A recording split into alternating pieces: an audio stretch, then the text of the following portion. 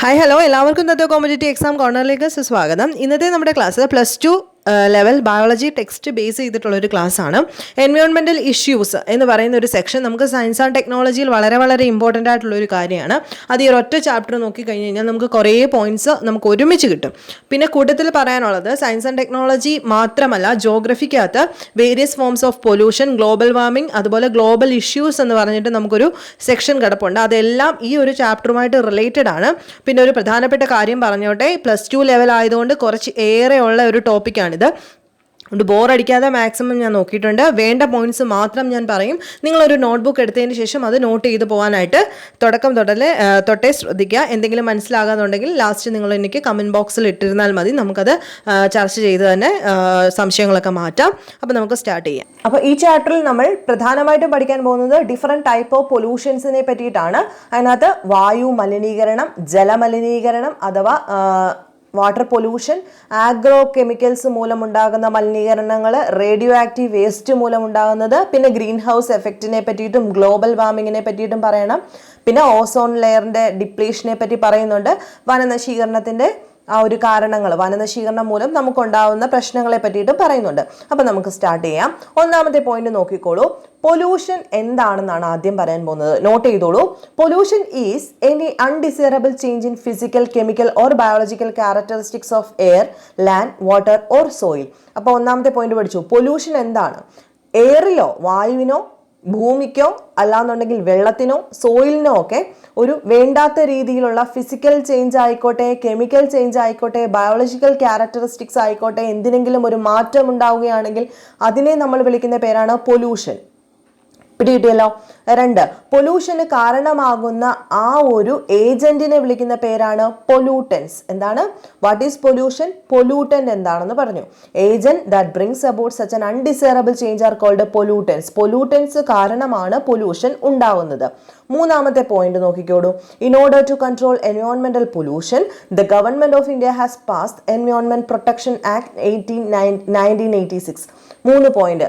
Environment protection act government of India പാസ്സാക്കിയ വർഷം 1986 എന്തിനു വേണ്ടിയിട്ട്? To protect and improve the quality of our environment. നമ്മുടെ ക്വാളിറ്റി ഇംപ്രൂവ്മെന്റ് വരുത്താൻ വേണ്ടിയിട്ട്, എന്തിൻ്റെ?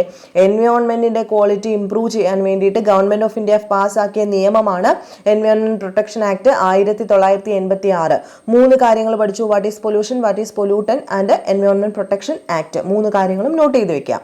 ഇനി ഒന്നാമത് നമ്മൾ പറയാൻ പോകുന്ന പോയിന്റിനെ പറ്റിയിട്ടാണ് ഇനി പറയാൻ പോകുന്നത്. എയർ പൊല്യൂഷൻ ആണ് നമ്മൾ ആദ്യം പറയാൻ പോകുന്നത്. എയർ പൊല്യൂഷൻ അഥവാ വായു മലിനീകരണം. തുടങ്ങട്ടെ. വായു എന്ന് പറഞ്ഞു കഴിഞ്ഞാൽ നമുക്കറിയാം, നമ്മുടെ റെസ്പിറേഷന് ഏറ്റവും കൂടുതൽ ആവശ്യമുള്ള ഒന്നാണ് എന്ത്?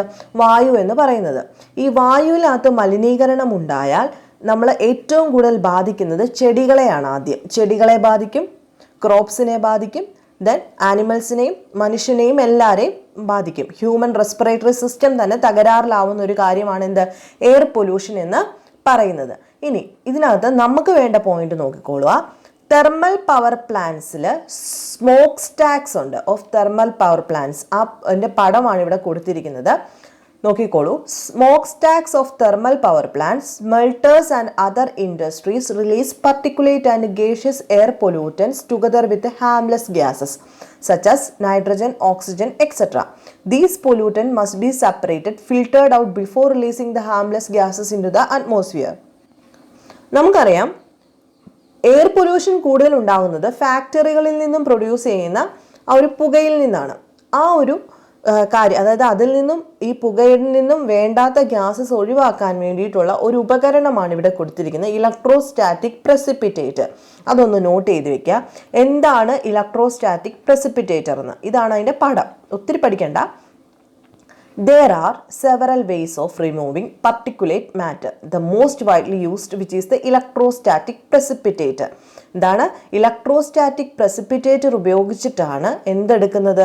മാറ്ററിൽ നിന്നും പ്രത്യേകിച്ചുള്ള ഒരു സാധനത്തിനെ വേർതിരിക്കുന്നത്. അതായത് അന്തരീക്ഷ മലിനീകരണം ഉണ്ടാക്കുന്ന ഗ്യാസസിനെ വേർതിരിക്കാൻ ഉപയോഗിക്കുന്ന ഒരു ഉപകരണമാണ് ഇലക്ട്രോസ്റ്റാറ്റിക് പ്രസിപ്പിറ്റേറ്റർ എന്ന് പറയുന്നത്. അപ്പം അതിനെ പറ്റിയിട്ട് നമുക്ക് കൂടുതലായിട്ട് വേണ്ട, എന്താണ് അതൊന്നൊന്ന് നോക്കി വയ്ക്കുക.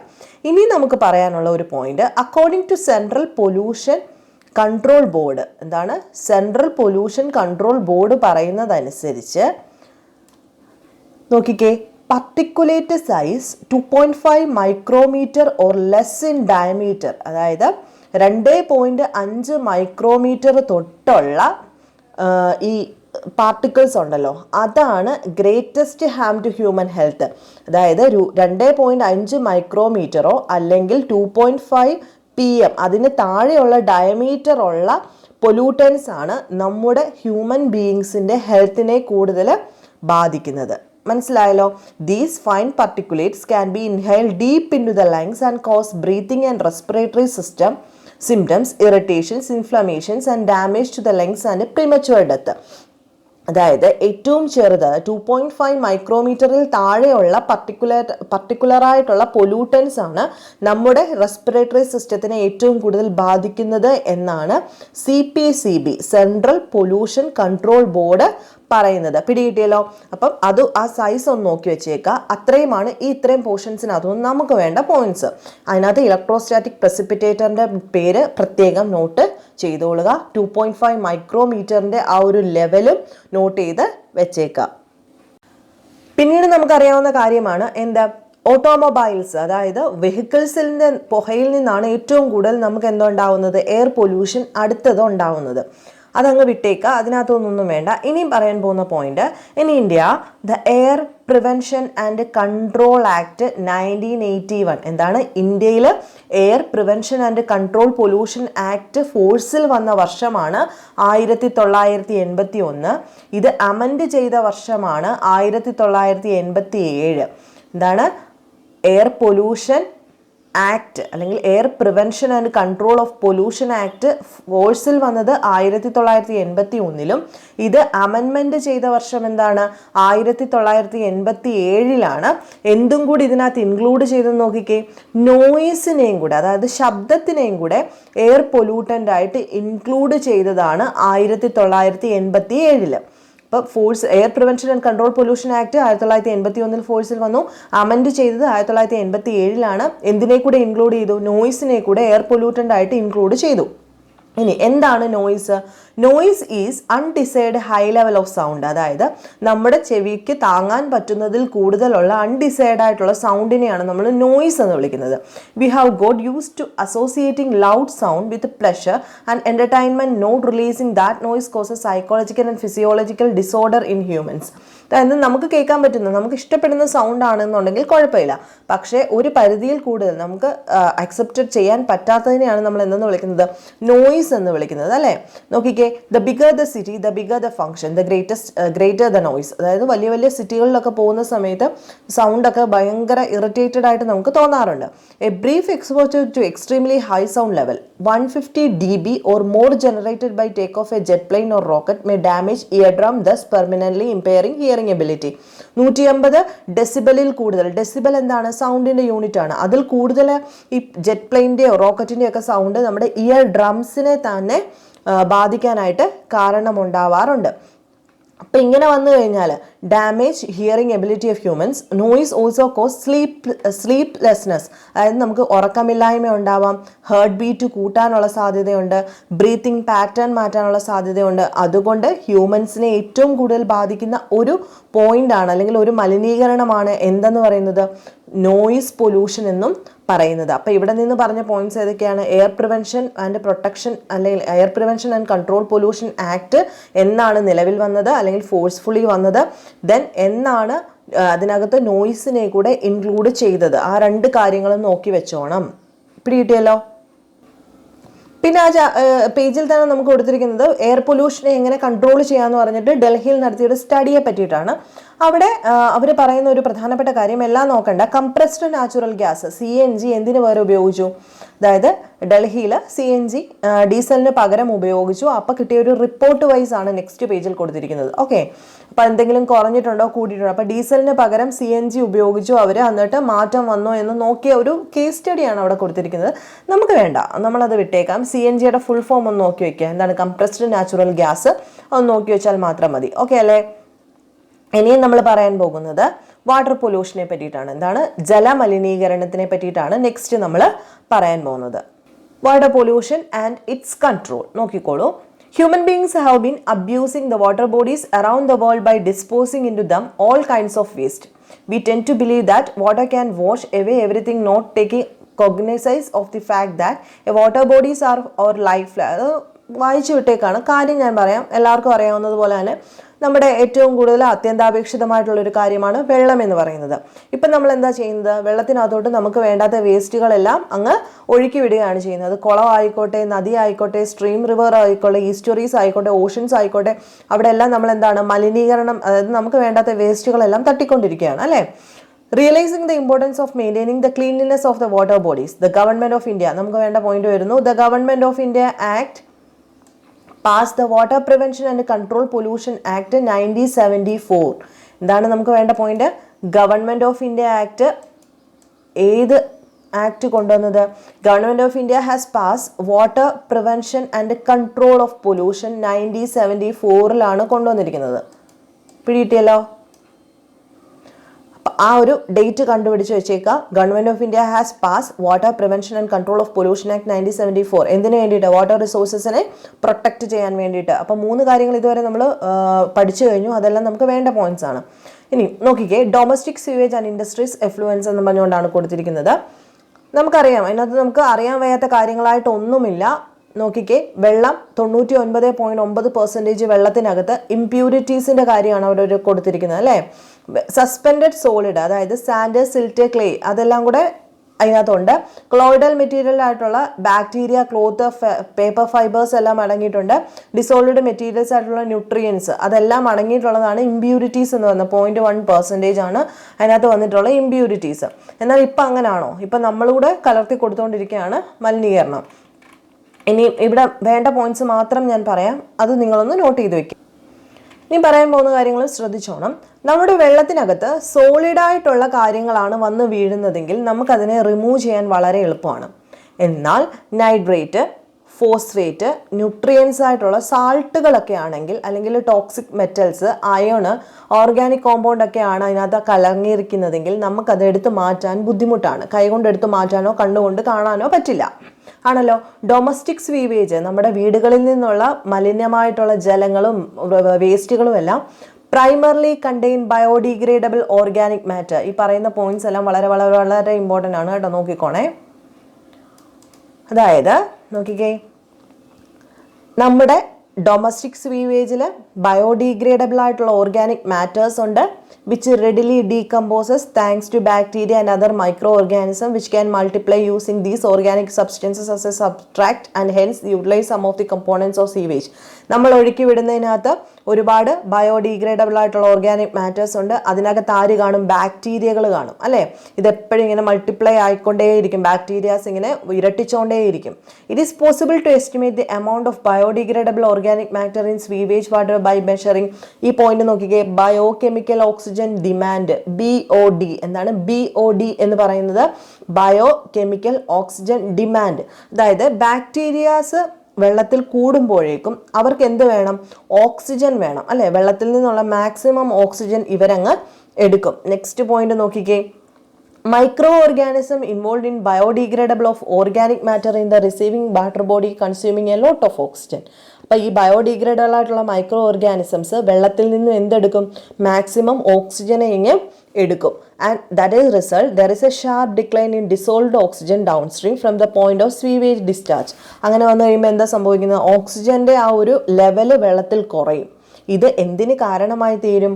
Mortality of fish and other aquatic creatures. ഈ വെള്ളത്തിൽ ജീവിക്കുന്ന ജീവികൾ, ഫിഷും അക്വാട്ടിക് ക്രീച്ചേഴ്സിൻ്റെ മോർട്ടാലിറ്റി ചെയ്ത്, അതായത് ഇവർക്ക് ജീവിക്കാനുള്ള ഒരു അവസ്ഥ അവിടെ ഇല്ലാതായിട്ട്.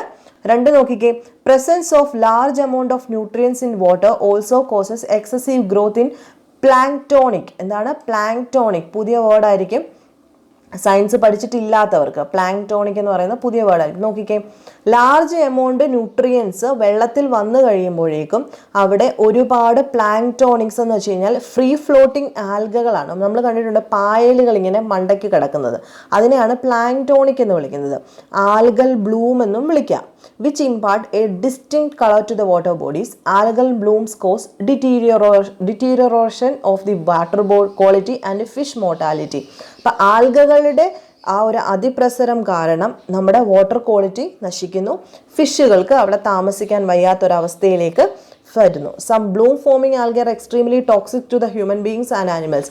ബ്ലൂ ആയിട്ടുള്ള കുറച്ച് ആൽഗകളുണ്ട്, ബ്ലൂം ഫോമിങ് ആൽഗേഴ്സ് ഉണ്ട്. അവർ ശരിക്കും വിഷമാണെന്ന് നമുക്ക് പറയാൻ പറ്റും. ആനിമൽസിനായാലും നമ്മുടെ ഹ്യൂമൻ ബീങ്സിനാണെങ്കിലും ഈ ചില ടൈപ്പ് ഓഫ് ആൽഗകൾ എന്തിന് കാരണമായി തീരും?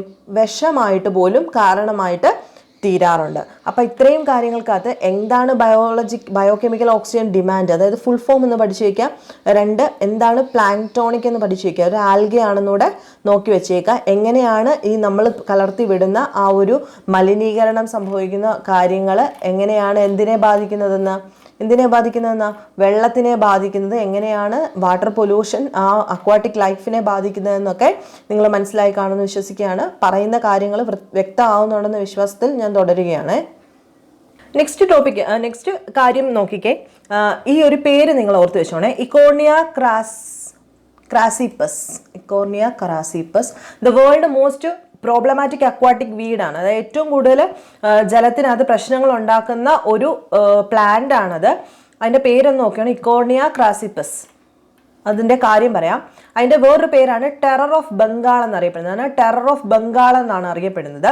ദേ grow abundantly in eutrophic water bodies and lead to an imbalance in the ecosystem dynamics of the water body. അതായത് എക്കോസിസ്റ്റത്തിനകത്ത് പ്രശ്നമുണ്ടാക്കുന്ന ടെറർ ഓഫ് ബംഗാൾ എന്നറിയപ്പെടുന്ന പ്ലാന്റിൻ്റെ പേരെന്താണ്? ഇക്കോർണിയ ക്രാസിപ്പസ് എന്നാണ് പേര്. ടെറർ ഓഫ് ബംഗാൾ എന്നറിയപ്പെടുന്നത്. അത് എക്കോസിസ്റ്റത്തിനകത്ത് ആ ഇംബാലൻസ്, അതായത് അവിടുത്തെ എക്കോസിസ്റ്റത്തിനകത്ത് കയറി ബാധിച്ചിട്ട് മൊത്തത്തിൽ അതിൻ്റെ ബാലൻസ് അങ്ങ് കളയും. അതിനെയാണ് ടെറർ ഓഫ് ബംഗാൾ എന്നറിയപ്പെടുന്നത്. നോക്കിക്കേ, sewage from our homes as well as from hospitals are likely to contain many undesirable pathogenic microorganism and its disposal into water without proper treatment may cause outbreak of serious diseases such as dysentery, typhoid, jaundice, cholera. അതായത് നമ്മൾ വീട്ടിൽ നിന്ന് ഒഴുക്കുന്നതായിക്കോട്ടെ ഹോസ്പിറ്റൽസിൽ നിന്ന് ഒഴുക്കുന്നതായിക്കോട്ടെ, ഇതെല്ലാം വെള്ളത്തിൽ ചെന്ന് കഴിഞ്ഞ് കഴിഞ്ഞാൽ അത് നമുക്ക് തന്നെ എന്തായിട്ട് മാറും? ഈ വെള്ളമാണ് നമ്മൾ പലയിടത്തായിട്ട് നിന്ന് കുടിക്കുന്നത്. അതുവഴി നമുക്ക് ടൈഫോയിഡും ജോണ്ടിസും കോളറയും എല്ലാം ഉണ്ടാകാനുള്ള സാധ്യത ഉണ്ട്. Unlike domestic sewage, wastewater from industries like petroleum, paper manufacturing, metal extractions and processing, chemical manufacturing, etc. often contains toxic substances, notably heavy metals. Defined an element with a density less than 5 grams per centimeter cube such as mercury, cadmium, copper, lead etcetera and a variety of organic compound. അതായത് നമ്മൾ ഈ ഒഴുക്കി വിടുന്നതിനകത്ത് എന്തൊക്കെ അടങ്ങിയിട്ടുണ്ട്? നമ്മൾ പലതരത്തിലുള്ള നമുക്ക് കണ്ണിൽ കാണുന്നതിനപ്പുറത്തോട്ട് മെർക്കുറിയും കാഡ്മിയവും കോപ്പറും എല്ലാം ഈ വെള്ളത്തിനകത്തുണ്ട്. അതെല്ലാം നമ്മൾ കുടിച്ചു കഴിയുമ്പോഴത്തേക്ക് എന്ത് സംഭവിക്കും? നമ്മുടെ ബോഡിക്ക് തന്നെ അത് കേടായിട്ട് വരും. ഇനി പറയാൻ പോകുന്ന കാര്യം ഇച്ചിരി ഇമ്പോർട്ടൻ്റ് ആണ്. നോക്കിക്കേ, A few toxic substances often present in industrial waste waters can undergo biological magnification in the aquatic food chain. What do you mean by biological magnification or biomagnification? അതായത് നമ്മളിപ്പം ഫോർ എക്സാമ്പിൾ നമ്മൾ ഒരു DDT ഉപയോഗിക്കുകയാണെന്ന് വെച്ചോ. അപ്പോൾ DDT വെള്ളത്തിൽ വീണ് കഴിഞ്ഞ് കഴിഞ്ഞാൽ ആ വെള്ളത്തിനകത്ത് കിടക്കുന്ന DDT ഒരിക്കലും നശിക്കുന്നില്ല. അത് ഓരോ അക്വാട്ടിക്, അതായത് മീൻ കഴിച്ചു, മീനെ കഴിക്കുന്ന തിമിംഗലം മീനെ കഴിച്ചു, ആ തിമിംഗലത്തിനെ ആര് തിന്നുന്നു? കഴുകനോ അങ്ങനെ ആരെങ്കിലും കഴിക്കുന്നു. ആ കഴുകൻ ചത്തളിഞ്ഞിട്ട് നമ്മുടെ മണ്ണിൽ കിടക്കുന്നു, അതുവഴി മനുഷ്യന്. അപ്പം ഇതിങ്ങനെ സർക്കുലേറ്റ് ചെയ്തുകൊണ്ടേയിരിക്കും. ഇത് ഒരിക്കലും ഈ DDT അല്ലെങ്കിൽ ഈ ടോക്സിക് സബ്സ്റ്റൻസ് നമ്മുടെ ഭൂമിയിൽ നിന്നും വിട്ടുപോകുന്നില്ല. മനസ്സിലായല്ലോ? ഇതിനെയാണ് നമ്മൾ ബയോളജിക്കൽ മാഗ്നിഫിക്കേഷൻ എന്ന് വിളിക്കുന്നത്. അതായത് ഒരു വേസ്റ്റ് വന്ന് വീണ് കഴിഞ്ഞാൽ അത് ഫുഡ് ചെയിൻ വഴി ആ ഭൂമിയിൽ ഇങ്ങനെ കറങ്ങിക്കൊണ്ടേ ഇരിക്കും. അതൊരിക്കലും നശിച്ച് പോകുന്നില്ല. പിടികിട്ടിയല്ലോ? Biomagnification refers to increase in concentration of toxin at a successive tropic level. This happens because of a toxic substance accumulated by the organism cannot be metabolized or excreted and is thus passed on to the next higher level tropic. അതായത് ബയോമാഗ്നിഫിക്കേഷൻ എന്താണ്? ഓരോ level കഴിയും തോറും ഇതിങ്ങനെ കൂടിക്കൂടിയാണ് വരുന്നത്. ഇപ്പോൾ ഒരു DDT കഷ്ണം അത് തിന്നു, അത് അടുത്ത ലെവലിലോട്ട് പോകുമ്പോൾ ഇത് എക്സ്ക്രീറ്റ് ആയി ആ ബോഡിയിൽ നിന്നും പോകുന്നില്ല. അടുത്ത അതിനെ തിന്നുന്ന ആൾക്കാരിലേക്ക് ചെല്ലുമ്പോൾ അതിൻ്റെ അളവ് കൂടും. അങ്ങനെ കൂടി നമ്മുടെ ഭൂമിയിൽ തന്നെ ഇതിങ്ങനെ നിന്നുകൊണ്ടിരിക്കും ആണല്ലോ. ഈ ശരിക്കും ഇത് നമ്മൾ DDT പറഞ്ഞു, അതുപോലെ മെർക്കുറിയുടെ കാര്യത്തിലും ഇതിങ്ങനെ നിൽക്കുന്നുണ്ടെന്നുകൂടെ ഓർത്ത് വെച്ചേക്കുക. മനസ്സിലായല്ലോ? അപ്പം എന്താണ് ബയോമാഗ്നിഫിക്കേഷൻ എന്ന് നിങ്ങളൊന്ന് നോട്ട് ചെയ്ത് വെക്കുക. അവിടെ ഒരു ഫുഡ് ചെയിൻ പോലെ അവർ കാണിച്ചിട്ടുണ്ട്. ഓരോ ലെവലിലും ഇതിൻ്റെ അളവ് ഇങ്ങനെ കൂടി കൂടി കൂടി പോകുന്നതായിട്ടാണ് ഇവിടെ കാണിച്ചിരിക്കുന്നത്. മനസ്സിലായി കാണുമെന്ന് വിശ്വസിക്കുന്നു. ഇനി നമുക്ക് നെക്സ്റ്റ് വേണ്ട ഒരു പുതിയൊരു വേർഡാണ് യൂട്രോഫിക്കേഷൻ. എന്താണ് യൂട്രോഫിക്കേഷൻ? എന്താണെന്നാണ് ഇവിടെ പറഞ്ഞിരിക്കുന്നത്. It is a natural ageing of a lake by nutrient enrichment of its water. സിമ്പിളായിട്ട് പറയാം, ഒരു തടാകം അല്ലെങ്കിൽ ഒരു നദി, അതിന് വർഷങ്ങൾ കഴിയുന്തോറും അതിങ്ങനെ എന്താണ് ഏജ്ഡ് ആയിക്കൊണ്ടിരിക്കുകയാണ് അല്ലേ? നമ്മൾ മനുഷ്യരെ പോലെ തന്നെ നദികളും ഏജ്ഡ് ആയിക്കൊണ്ടിരിക്കുകയാണ്. അപ്പോൾ ഏജ്ഡ് ആവുന്നതിനനുസരിച്ച് എന്ത് സംഭവിക്കും? അതിനകത്ത് ന്യൂട്രിയൻസിൻ്റെ കൂടുതലും ഉണ്ടാവാം അല്ലേ? അപ്പോൾ ന്യൂട്രിയൻസ് കൂടുന്നതിനനുസരിച്ചിട്ട് ലേക്ക് ഏജ്ഡ് ആവുന്നതിനെ വിളിക്കുന്ന പേരാണ് യൂട്രോഫിക്കേഷൻ എന്ന് പറയുന്നത്. അതായത് എക്സസ് ആയിട്ട് വരുന്ന ന്യൂട്രിയൻസ്, ഒരു നദിയിൽ ഒരുപാട് ന്യൂട്രിയൻസ് വന്നു കഴിഞ്ഞാലും അതിന് പ്രശ്നമാണ്. നമ്മൾ പറയത്തില്ലയോ, നമ്മുടെ മനുഷ്യ ശരീരത്തിൽ ആവശ്യത്തിനുള്ളത് മതി, അനാവശ്യമായിട്ട് വന്നു കഴിഞ്ഞാൽ എന്ത് സംഭവിക്കും? നമുക്ക് അസുഖം വരും. അപ്പോൾ in a young lake the water is cold and clear, supporting little life. With time streams draining into the lake introducing nutrients such as nitrogen, phosphorus, which encourage the growth of aquatic organism. As the lake fertility increases, plant and animals like burgeons and organic remains begin to be deposited onto the lake bottom. Over the centuries, silt and organic debris piles up and the lake grows shallower and warmer, with warm water organisms supplementing those that thrive in a cold environment. Marsh plants take root in the shallow and begins to fill in the organic lake basin. Eventually the lake gives way to large masses of floating plants, finally converting into land. Depending on the climate, size of the lake and other factors, the natural aging of the lake may span thousands of years. എന്താണെന്നൊന്ന് മനസ്സിലാക്കി വെച്ചിരുന്നാൽ മതി. ഇത് നിങ്ങൾ വായിക്കുന്ന സമയത്ത് നിങ്ങൾ വായിച്ചു വെക്കോളൂ. Eutrophication എന്താണ്? അതായത് വർഷങ്ങൾ കഴിയും തോറും ന്യൂട്രിയൻസ് അടിഞ്ഞുകൂടി കഴിഞ്ഞ് കഴിയുമ്പോഴത്തേക്ക് ലേക്കിൻ്റെ ആ ഒരു സ്വഭാവ ഘടന തന്നെ മാറി വരുന്നു. അവിടെ അക്വാട്ടിക് ലൈഫിന് താമസിക്കാൻ പാടായിട്ട് വരുന്നു. ഇതിനെയാണ് യൂട്രോഫിക്കേഷൻ എന്ന് വിളിക്കുന്നത്. പിടികിട്ടിയല്ലോ? ഇനി അടുത്ത ഒരു കാറ്റഗറിയാണ് എന്താണ് കൾച്ചറൽ യൂട്രോഫിക്കേഷൻ അഥവാ ആക്സലറേറ്റഡ് യൂട്രോഫിക്കേഷൻ എന്ന് പറഞ്ഞത്. അതായത് മനുഷ്യൻ്റെ ആക്ടിവിറ്റീസ് മൂലം അല്ലെങ്കിൽ ഇൻഡസ്ട്രീസിൽ നിന്നോ ഹോംസിൽ നിന്നോ ഒക്കെ നമ്മളിങ്ങനെ വേസ്റ്റുകൾ വിടുവാണെന്ന് വെച്ചോ. അങ്ങനെ വന്നു കഴിയുമ്പോഴത്തേക്കും എന്ത് സംഭവിക്കും? ഏജിങ് പ്രോസസ്സിനെ ഒന്ന് കൂട്ടുകയാണ് ചെയ്യുന്നത്. ന്യൂട്രിയൻസ് വെള്ളത്തിനകത്തോട്ട് പെട്ടെന്ന് ചെല്ലാനായിട്ട് തുടങ്ങും. അത് നാച്ചുറലി നടക്കുന്ന ഒരു പ്രോസസ്സ് അല്ല അല്ലേ, നമ്മളായിട്ട് ചെയ്തു കൊടുക്കുകയാണ്. അതിനെയാണ് ആക്സലറേറ്റഡ് യൂട്രോഫിക്കേഷൻ എന്ന് വിളിക്കുന്നത്. മനസ്സിലായല്ലോ? പിന്നെ പറയുന്ന നോക്കി, ഏറ്റവും കൂടുതൽ ഇതിനെ ബാധിക്കുന്ന 2 കാര്യങ്ങൾ എന്താണെന്ന് നോക്കിക്കഴിഞ്ഞ് കഴിഞ്ഞാൽ ഇവിടെ തന്നെ നിങ്ങൾക്ക് കാണാൻ പറ്റും. ഞാനത് അടയാളപ്പെടുത്തിയിട്ടേക്കാം. ഈ ഫോസ്ഫേറ്റുകൾ എന്താണ്? പ്രൈം കണ്ടാമിനേറ്റ്സ് എന്ന് വെച്ച് കഴിഞ്ഞാൽ നൈട്രേറ്റും ഫോസ്ഫേറ്റുകളുമാണ് കേട്ടോ. Which act as A plan nutrients. ആ നൈട്രേറ്റും ഫോസ്ഫേറ്റുമാണ് പ്ലാൻ ന്യൂട്രിയൻസ് ആയിട്ട് ആക്ട് ചെയ്യുന്നതെന്ന് വിചാരിച്ചോണം. പിന്നെ നമ്മൾ പറഞ്ഞു ആൽഗകൾ ഒരുപാടായി കഴിഞ്ഞാൽ ഓക്സിജന്റെ ലെവൽ കുറയും, അതും ബാധിക്കാറുണ്ട്. ഇനി നോക്കിക്കേ, ഹീറ്റഡ് ആയിട്ടുള്ള water, waste water flowing out of electricity generating unit, അതായത് തെർമൽ പവർ പ്ലാന്റ്സിൽ നിന്നൊക്കെ വരുന്നതാണെങ്കിൽ അതും എന്തായിട്ട് കാരണമാകാം? പൊല്യൂട്ടൻസ് ആണ് അല്ലേ? Thermal waste water eliminate or reducing the number of organism sensitive to high temperature. ഇതൊക്കെ നിങ്ങൾക്ക് അറിയാവുന്ന കാര്യങ്ങൾ തന്നെയാണ്. അപ്പോൾ അറിയാൻ വയ്യാത്ത കാര്യങ്ങളാണ് നമ്മളിവിടെ നോട്ട് ചെയ്ത് തന്നിരിക്കുന്നത്. അത് നിങ്ങൾ നോട്ട് ചെയ്ത് പഠിച്ചോണം. ഈ പുതിയ വേർഡ്സ് ഒക്കെ വരുന്ന സമയത്ത് നിങ്ങൾ നോട്ട് ചെയ്ത് പഠിക്കുക. പിന്നെ ഇവിടെ കൊടുത്തിരിക്കുന്ന ഒരു കേസ് സ്റ്റഡിയെ പറ്റിയിട്ടാണ്. അത് നമുക്ക് ആവശ്യമില്ലാത്തതുകൊണ്ട് ഞാനതങ്ങ് വിടുവാണേ. വേണ്ടവർ അത് ഡൗൺലോഡ് ചെയ്യുന്ന സമയത്ത് നിങ്ങളൊന്ന് പഠിച്ചാൽ മാത്രം മതി, ഒന്ന് വായിച്ച് നോക്കി വെച്ചാൽ മതി. ഇനി നെക്സ്റ്റ് നമ്മൾ പറയാൻ പോകുന്നത് സോളിഡ് വേസ്റ്റിനെ പറ്റിയിട്ടാണ്. എന്താണ് സോളിഡ് വേസ്റ്റ് എന്ന് നമുക്ക് നോക്കാം. Solid waste refers to everything that's goes out in trash. Municipal solid waste are waste from homes, office, stores, schools, hospitals. Solid എന്ന് പറഞ്ഞു കഴിഞ്ഞാൽ നമുക്കറിയാം അല്ലേ, നമുക്ക് കാണാൻ പറ്റുന്ന അല്ലെങ്കിൽ ഒരു ഷേപ്പ് ഉള്ളതാണ് സോളിഡ് എന്ന് വെച്ച് കഴിഞ്ഞാൽ. അപ്പം മുനിസിപ്പാലിറ്റിയിൽ നിന്നും ഒക്കെ എന്ത് പോകാറുണ്ട്? നമ്മുടെ വീട്ടിൽ നിന്നൊക്കെ മുനിസിപ്പാലിറ്റി വഴിയും ഓഫീസസിൽ നിന്നൊക്കെ അവരെന്തെടുക്കാറുണ്ട്? വേസ്റ്റുകൾ എടുക്കാറുണ്ട് അല്ലേ. അപ്പം അതിനകത്ത് എന്തൊക്കെ വരാം? പേപ്പർ. അപ്പോൾ സോളിഡ് വേസ്റ്റിനകത്ത് പേപ്പർ വരാം, പ്ലാസ്റ്റിക് വരാം, glass, metals, rubber, leather, textiles etcetera വരാം. Burning reduces the volume of the waste. അതായത് ഈ കത്തിച്ച് കളയുകയാണെന്നുണ്ടെങ്കിൽ നമ്മൾ പറയും വേസ്റ്റിൻ്റെ അളവ് നമുക്ക് കുറയ്ക്കാനായിട്ട് പറ്റും. അതുകൊണ്ട് സാനിറ്ററി ലാൻഡ് ഫിൽസ് അതൊക്കെ നമ്മൾ പറയാറുണ്ട് അല്ലേ. സാനിറ്ററി സംഭവങ്ങളൊന്നും നമ്മൾ മണ്ണിലിടാൻ പാടില്ല, അതൊരിക്കലും എന്താണ് നശിച്ചു പോകുന്നില്ല എന്നൊക്കെ നമ്മൾ പറയാറുള്ളതാണ്. ഇതൊക്കെ നിങ്ങൾക്ക് അറിയാവുന്നതാണ്, അതുകൊണ്ട് ഒത്തിരി അങ്ങോട്ട് പറഞ്ഞ് ബോറടിപ്പിക്കുന്നില്ല. ഇനി നോക്കി, a solution to all this can only be in human beings becoming more sensitive to these എൻവയോൺമെന്റൽ ഇഷ്യൂസ്. അതായത് ശരിക്കും വേസ്റ്റുകളെ നമ്മൾ 3ആയിട്ട് തരംതിരിക്കാം. എങ്ങനെയൊക്കെയാണെന്ന് നോക്കിക്കേ. 1 biodegradable, 2 recyclable and non biodegradable. 1 degrade ആവുന്നത് എന്ന് വെച്ചാൽ സ്വയമേ, 2 റീസൈക്കിൾ ചെയ്തെടുക്കാൻ പറ്റുന്നത്, 3 ഒരിക്കലും ബയോഡീഗ്രേഡബിൾ ആകാത്ത ടൈപ്പുകൾ. മനസ്സിലായല്ലോ? അതിനെ പറ്റിയിട്ട് ഒരുപാട് പറയേണ്ട കാര്യമില്ല, ആ ഒരു കാറ്റഗറി മാത്രം നിങ്ങൾ നോക്കി വയ്ക്കുക.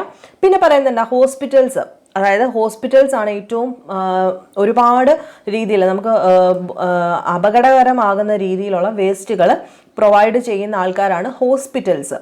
അവിടെ ഒരുപാട് എന്താണ് മൈക്രോ ഓർഗാനിസംസ്, ഇവരുടെ ഡിസിൻഫെക്റ്റൻസും ഹാംഫുൾ കെമിക്കൽസും എല്ലാം എന്തിന് കാരണമായി? പത്തോജനിക്കായിട്ടുള്ള മൈക്രോ ഓർഗാനിസംസ് ഉണ്ടാവാനായിട്ട് കാരണമാകുന്നു. അങ്ങനെ ഒരുപാട് ഹോസ്പിറ്റൽ വേസ്റ്റുകളാണ് നമ്മുടെ ഇപ്പോൾ ഏറ്റവും കൂടുതൽ വേസ്റ്റ് ജനറേഷനകത്ത് ഏറ്റവും കൂടുതൽ മുന്നിൽ നിൽക്കുന്നത്. നോക്കിക്കേ, ഇലക്ട്രോണിക് വേസ്റ്റുകൾ എന്ന് വെച്ച് കഴിഞ്ഞാൽ എന്താണ് ഈ വേസ്റ്റ് അഥവാ ഇലക്ട്രോണിക് വേസ്റ്റ് എന്ന് വെച്ച് കഴിഞ്ഞാൽ? ഇലക്ട്രോണിക് ഉപകരണങ്ങളുടെ ഇപ്പം കൂടിക്കൂടി വരും. നമുക്ക് ഈ ഇലക്ട്രോണിക് ഉപകരണങ്ങളൊക്കെ കേടാവുമ്പോൾ നമ്മളെടുത്ത് മണ്ണിലോട്ട് എടുത്ത് എറിയുകയാണ് ചെയ്യുന്നത്. ഇതൊരിക്കലും കേടാവാതെ അവിടെ കിടക്കും അല്ലേ? Computers and other electronic goods are known as electronic waste, അല്ലെങ്കിൽ ഈ വേസ്റ്റുകൾ എന്ന് പറയുന്നത്. ഇതൊരിക്കലും അത് ചീത്തയായി പോകുന്നതല്ല, മണ്ണിൽ കിടക്കുകയാണ് ചെയ്യുന്നത്. ഇതിൽ നിന്ന് എന്തുണ്ടാവും? അതായത് ശരിക്കും ഇതൊക്കെ ഉൽപ്പാദിപ്പിക്കുന്ന ആരാണ്? China, India, Pakistan, where metals like copper, iron, silicon, nickel and gold are recovered during the recycling process.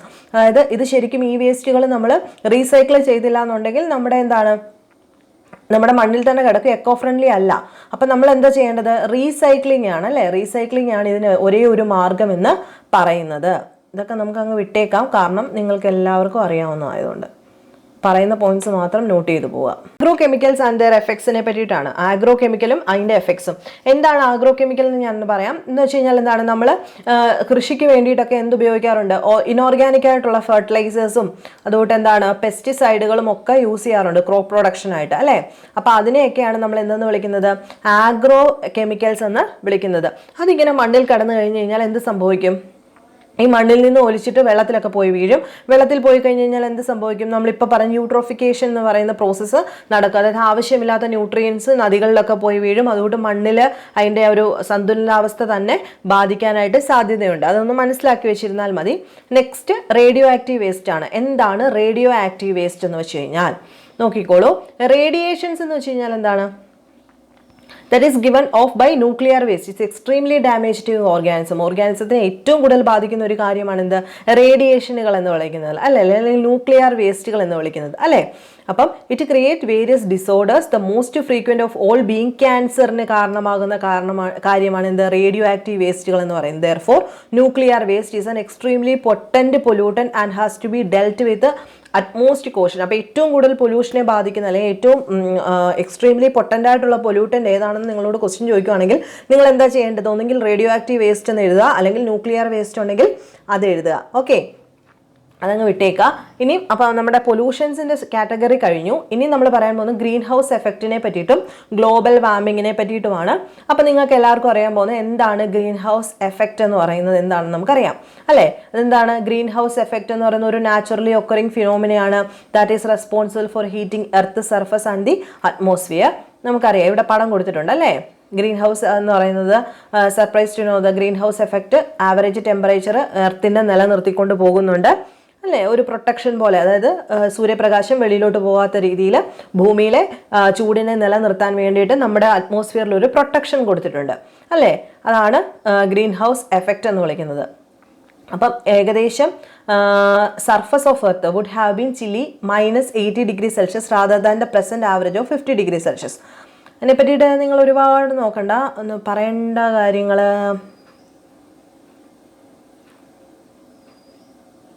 Earth surface reemit ചെയ്യുന്നുണ്ടെന്നും infrared radiation but part of this does not escape in the space of the earth. അപ്പം ഇപ്പം എന്താ സംഭവിക്കുന്നത്? Carbon ഡൈ ഓക്സൈഡിൻ്റെ അളവൊക്കെ കൂടി. ആരുടെയൊക്കെയാണ്? കാർബൺ ഡൈ ഓക്സൈഡ്, മീഥെയിൻ പോലുള്ളതിൻ്റെയൊക്കെ അളവ് കൂടിയതുകൊണ്ട് പണ്ടത്തേതുപോലെ തിരിച്ചു പോകാനായിട്ട് ഒക്കുന്നില്ല അല്ലേ? അപ്പോൾ ഒരുപാട് ചൂട് ഇവിടെ തങ്ങി നിൽക്കാനായിട്ട് അതിന് കാരണമാകുന്നു. അതിനെയാണ് നമ്മൾ എന്ന് വിളിക്കുന്നത് ഗ്ലോബൽ വാർമിംഗ് എന്ന് വിളിക്കുന്നത് അല്ലേ? അപ്പം increase in the level of green house gases. അപ്പോൾ ഗ്രീൻ ഹൗസ് ഗ്യാസസ് കാരണമാണ് ഇതിങ്ങനെ നേരത്തെ ഈ ഒരു പ്രോസസ്സ് നടന്നുകൊണ്ടിരുന്നത്. പക്ഷേ ഇപ്പോൾ അത് പറ്റാത്തത് കൊണ്ട് എന്ത് സംഭവിക്കും? ഗ്ലോബലി ടെമ്പറേച്ചർ കൂടി വരുന്നു അല്ലേ? കൂടി വരുന്നുണ്ട്.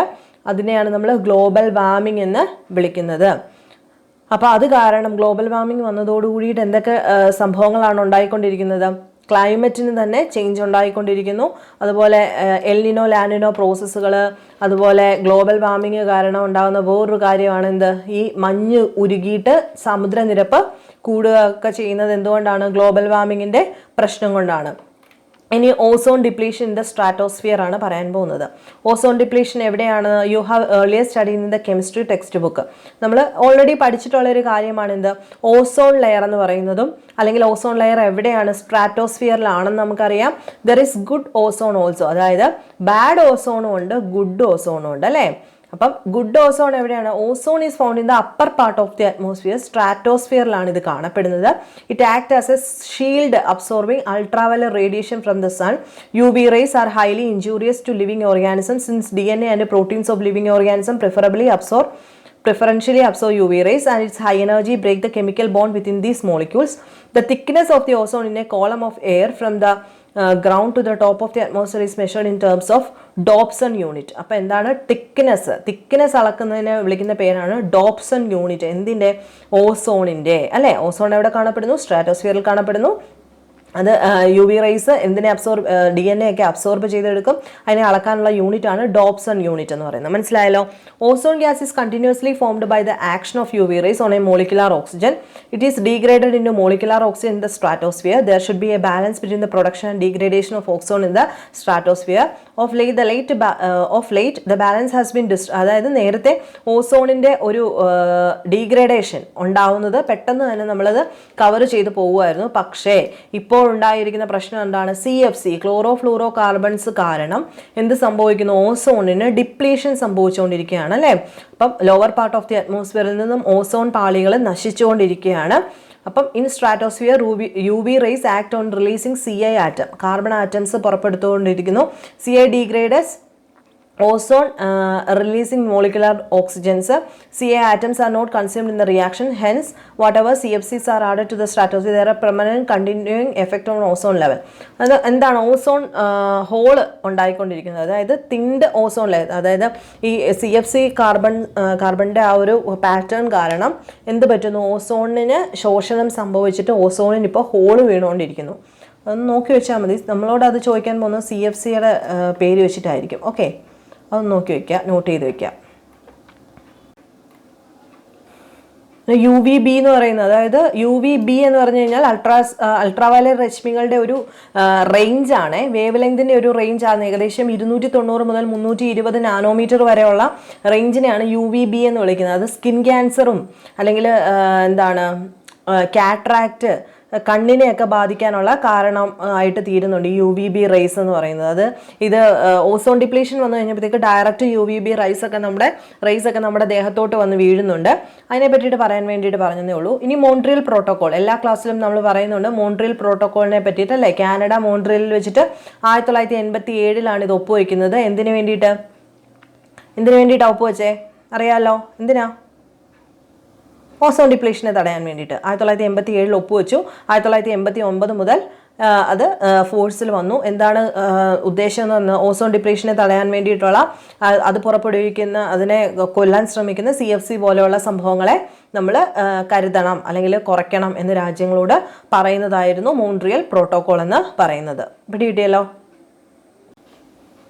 നെക്സ്റ്റ് നമ്മൾ പറയാൻ പോകുന്നത് മെയിൻ്റനൻസിന് degradation by improper resource utilisation. നമ്മുടെ റിന്യൂവബിൾ നോൺ റിന്യൂവബിൾ ആയിട്ട് ചെയ്യുന്ന, അല്ലെങ്കിൽ നമ്മൾ നാളത്തേക്ക് വേണ്ടിയിട്ട് മാറ്റി വെക്കണമെന്ന് പറയില്ലേ, അതുമായിട്ട് റിലേറ്റ് ചെയ്ത് വരുന്ന രണ്ട് കാര്യങ്ങളാണ്. ഒന്ന് soil erosion and desertification, water logging into soil salinity.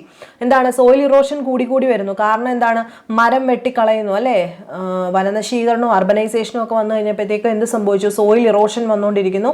Soil ഇറോഷനൊക്കെ എന്ന് പറയുന്നത് എന്തിന് കാരണമായിട്ട് തീരാം? എന്തിനു കാരണം? ഹ്യൂമൻ ആക്ടിവിറ്റീസ്, സോയിൽ ഇറോഷനും അല്ലെങ്കിൽ ഡെസേർട്ടിഫിക്കേഷൻ, മരങ്ങളെല്ലാം വെട്ടി നശിപ്പിച്ച് നമ്മളിപ്പോൾ അർബനൈസേഷൻ നടത്തിക്കൊണ്ടിരിക്കുന്നു. അതോടുകൂടി എന്ത് സംഭവിച്ചു? നിങ്ങൾക്കൊക്കെ അറിയാവുന്നത് തന്നെ, ക്ലൈമറ്റ് തന്നെ മാറി വന്നുകൊണ്ടിരിക്കുകയാണ്. പിന്നെ water logging and soil salinity എന്ന് വെച്ച് കഴിഞ്ഞാൽ എന്താണ്? Irrigation without proper drainage of water leads to water logging in the soil. Beside affecting the crops, water logging draw salt to the surface of the. അപ്പം നമ്മുടെ സോയിലിനകത്ത് ഈ ഉപ്പിൻ്റെ അളവ് കൂടി വരുന്നതിനനുസരിച്ചിട്ട് എന്ത് സംഭവിക്കാം, ക്രോപ്പിൻ്റെ പ്രൊഡക്ടിവിറ്റി കുറഞ്ഞു വരും. അതായത് സോൾട്ടിൻ്റെ കണ്ടന്റ് മണ്ണിനകത്ത് കൂടി വരികയാണ് അല്ലേ. അപ്പോൾ അതിന് വെള്ളത്തിനെ പിടിച്ചു നിർത്താനോ വെള്ളം കണ്ടൈൻ ചെയ്യാനോ ഒന്നും മണ്ണിന് കഴിയാത്തൊരവസ്ഥയിലേക്ക് വന്നുകൊണ്ടിരിക്കുന്നു. ദെൻ അടുത്ത പോയിന്റാണ് ഡീഫോറസ്ട്രേഷൻ എന്ന് പറയുന്നത്. അതിനെ പറ്റിയിട്ട് വലുതായിട്ട് പറയണോ? അതായത് ഇത്ര വർഷത്തിന് മുമ്പ് മൊത്തം ഫോറസ്റ്റ് ആയിരുന്ന സ്ഥലം ഇപ്പോൾ 40% എന്താണ് ഫോറസ്റ്റും നമ്മൾ നികത്തി വന്നുകൊണ്ടിരിക്കുകയാണ് അല്ലേ. അപ്പം നാഷണൽ ഫോറസ്റ്റ് പോളിസി ഈ ഒരു വർഷം നോക്കണം. നാഷണൽ ഫോറസ്റ്റ് പോളിസി എന്നാണ് 1988. അത് നോട്ട് ചെയ്ത് വെച്ചോണേ. Whereas the national forest policy 1988 of India has recommended 33% forest cover for the plains and 67% for the hills. അപ്പം ആ ഒരു വർഷം നിങ്ങളൊന്ന് നോട്ട് ചെയ്ത് വെച്ചിരുന്നാൽ മതി. പിന്നെ അതിനകത്ത് പറയേണ്ട കാര്യങ്ങൾ ജൂം കൾട്ടിവേഷനെ പറ്റിയിട്ട്, സ്ലാഷ് ആൻഡ് ബേൺ അഗ്രികൾച്ചറിനെ പറ്റിയിട്ട്, അതൊക്കെ നിങ്ങൾ ഒരുപാടൊന്നും നോക്കണ്ട ഈ കേസിൽ.